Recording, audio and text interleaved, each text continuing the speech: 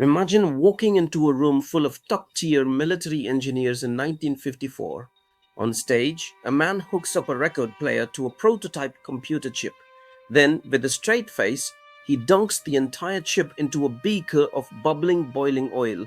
Everyone in the room holds their breath, expecting a loud pop, smoke, and total silence. But instead, the music keeps blasting flawlessly. That single dramatic stunt changed the course of human history forever. It was the birth of the silicon microchip.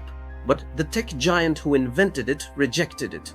An underdog stole the idea, and the breakthrough, a terrifying accident. To understand why boiling oil mattered, we have to go back to World War II. The Allies needed microwave radar. Vacuum tubes were too slow and brittle, so scientists at Bell Labs started experimenting with semiconductors. They had two choices, germanium and silicon. Germanium was much easier to work with. It melted at a lower temperature and was easy to purify.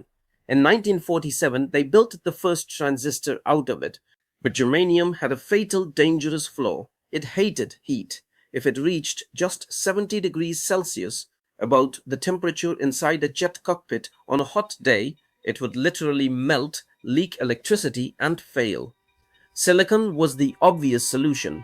It could easily survive scorching temperatures up to 150 degrees Celsius. But back then, refining pure silicon was thought to be impossible.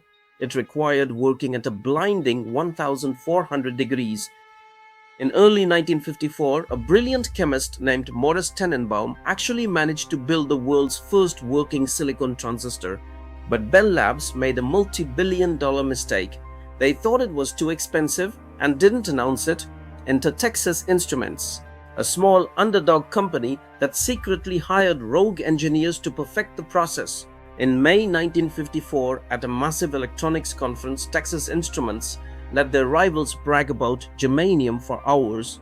Then TI's lead engineer stood up and told the crowd, "Germanium is dead. We have a silicon transistor right here." That's when he dropped it into the boiling oil. TI instantly snatched the crown and the silicon gold rush was on. But even then, building complex microchips was still a nightmare. Raw silicon is chemically unstable. Electrical currents would constantly leak across the surface, ruining the chips. Then a miracle happened.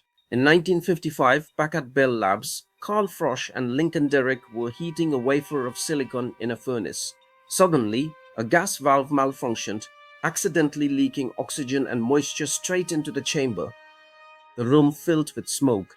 The scientists thought they had completely ruined an incredibly expensive batch.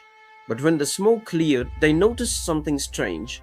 The surface had turned a beautiful rainbow iridescent color. The accidental leak had caused the silicon to grow its own microscopic layer of silicon dioxide, essentially glass rust. They quickly realized this accidental glass layer was a flawless, perfect insulator. This changed history. No other semiconductor element on Earth can grow its own perfect, natural glass insulator like silicon can. This layer allowed engineers to chemically carve out tiny pathways and print billions of transistors without bleeding. So, the next time you look at your smartphone, remember, you are holding highly refined beach sand. It's protected by glass rust born out of a corporate heist and a beautiful laboratory mistake. If you love the hidden history behind technology, hit that like button, leave a comment and subscribe.